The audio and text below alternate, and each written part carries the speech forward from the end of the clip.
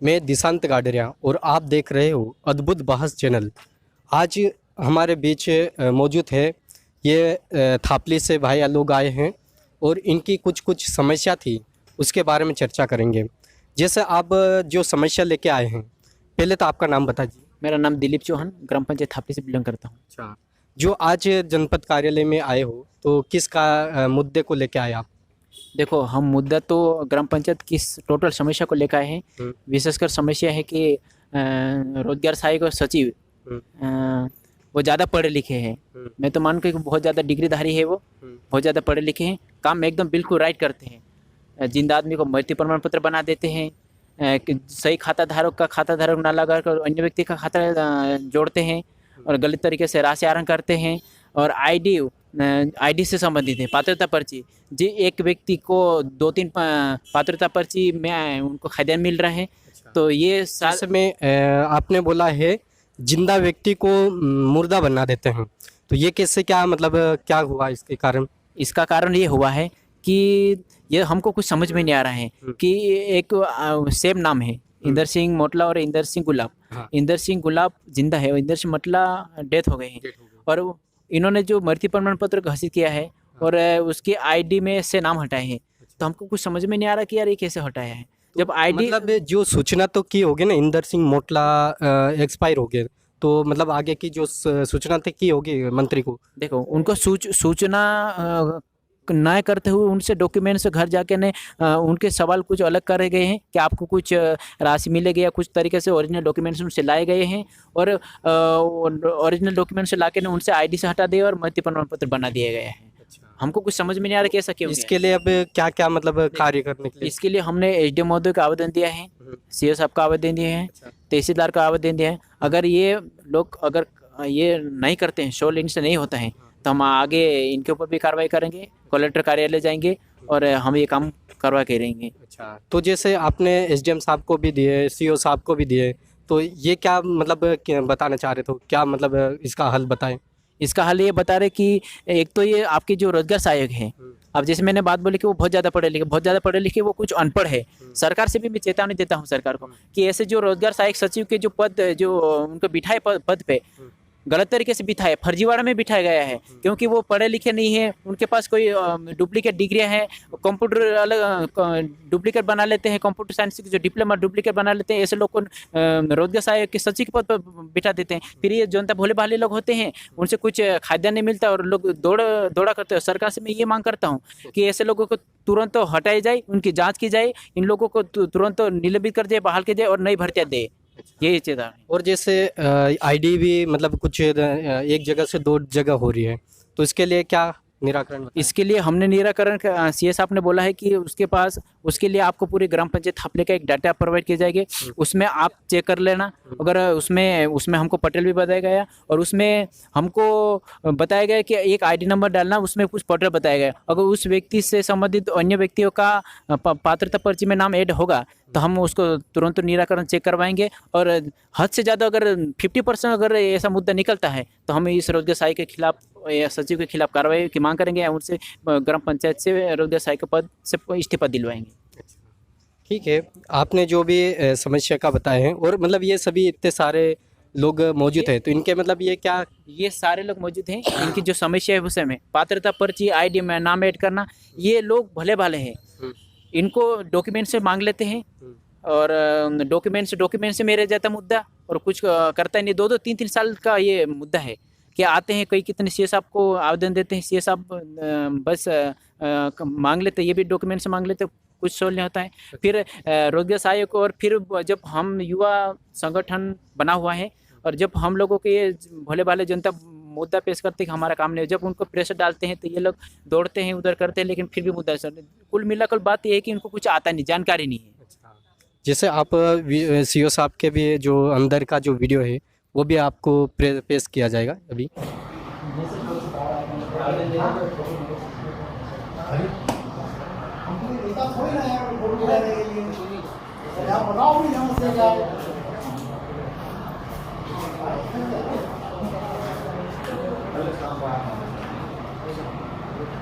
परिवर्तन नहीं होता है। आपको पंचायत की बैठक बुलाओ, प्रस्ताव करवाओ, उसको हटा सकते हो आप, परिवर्तन तो होती नहीं। या फिर आदमी रहता है या फिर हट जाता है, ठीक है। इसमें दो प्रकार के कलेक्टर को अधिकार है हटाने के,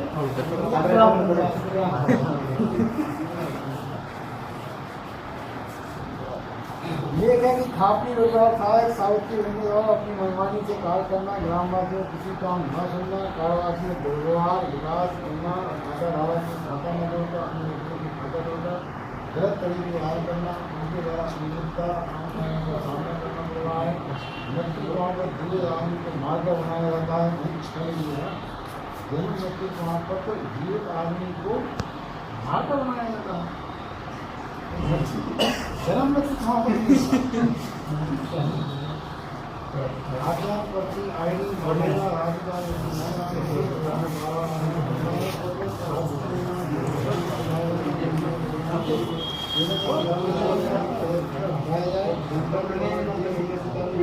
तो इसमें क्या है, रोजगार सहायक को बेसिकली हटाना और दो प्रकार के टूल्स हैं।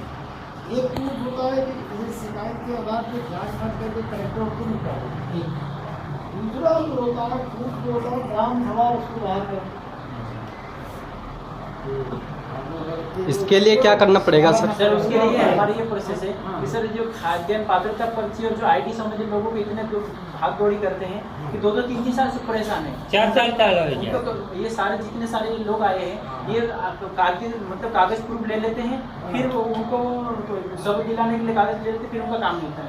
लोग घर का काम जो मतलब वेस्ट होता है वो तो अलग बात है, जो बोट आने का किराया वापस जाने का लोग परेशान है सर। हम ये चाहते कि या तो उसे बहाल के वो निलंबित कर दिया जाए या तो फिर उसके ऊपर कड़े से कड़ी कार्रवाई करें। गलत तरीके से सर इस मनरेगा में जितने भी जो कार्य है और उसमें जो सही व्यक्ति का खाता लगाना चाहिए वो नहीं, गलत तरीके से खाता लगता है, उनके राशि आने के वो भी हमारे पास प्रूफ है सर। ऐसा जो घटाया तो हम नहीं चाहते कि जैसे व्यक्ति को ग्राम पंचायत में बिठाया जाए, हम ये नहीं चाहते।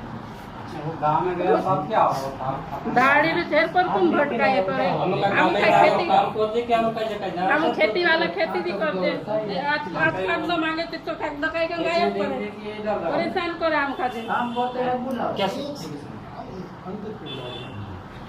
देखो आप लोगों ने इसलिए आपने वाला अरे रुको जरा, सब लोग अपनी हो गए।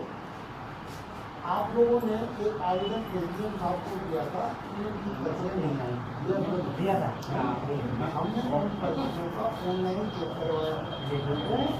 चेक करवाने के बाद जिन लोगों की ऑनलाइन एप्लीकेशन है, ठीक है, अपना काम तो वो खत्म हो गया, ठीक है।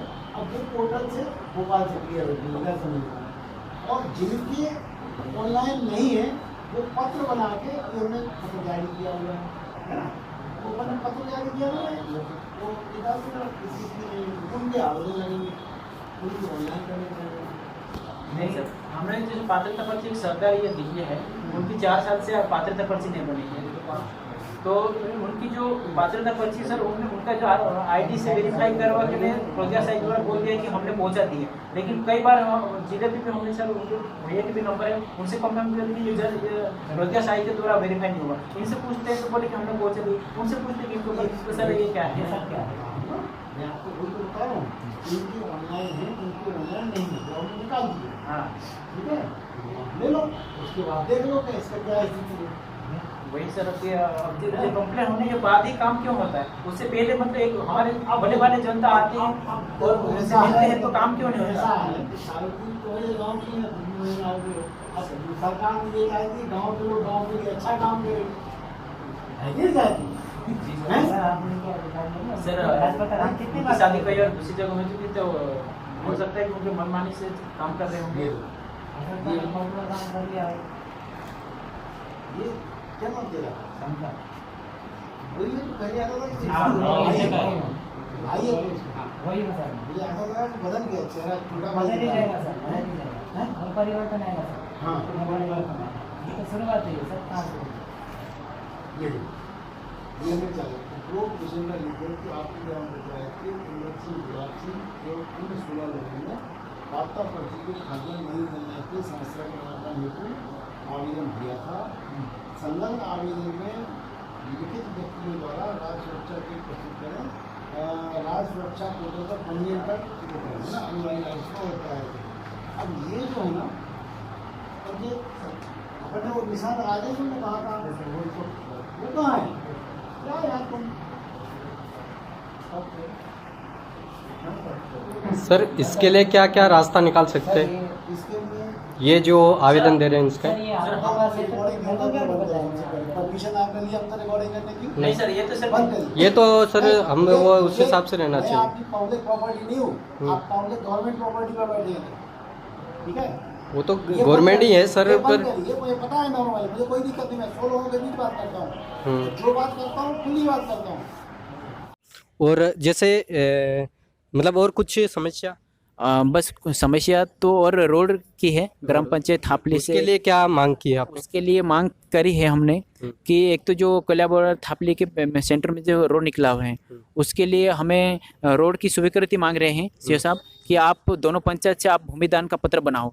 उसके लिए वो रोड प्रधानमंत्री ग्राम सड़क योजना में ऑलरेडी पहले से निकला हुआ था। हमको ये पता नहीं है कि वो रोड निजी ज़मीन में आता है या शासकीय में। हम इससे डेटा चेक करवाते हैं पटवारी को ले जाके, अगर वो स्वीकृत पहले से ऑलरेडी है तो इनके ऊपर फिर कार्रवाई करेंगे कि ये लोग गलत तरीके से मुद्दा पेश करें कि हमको ज़मीन नहीं दे रहे, रोड बनाने के लिए हम तैयार हैं, गलत है। अगर निजी ज़मीन हो गए तो हम दोनों गांव और जो एक ग्राम पंचायत थापली में सेंटर में जो रोड निकला हुआ है, दोनों रोड के दोनों साइड से किसानों की हम जमीन भूमिदान करवाएंगे, ग्राम सभा का ठहराव प्रस्ताव पारित करेंगे और आवेदन पत्र दान पत्र लिखकर हम रोड के लिए मांग करेंगे।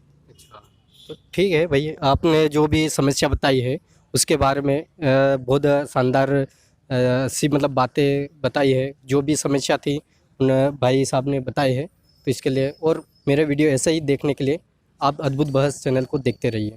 धन्यवाद।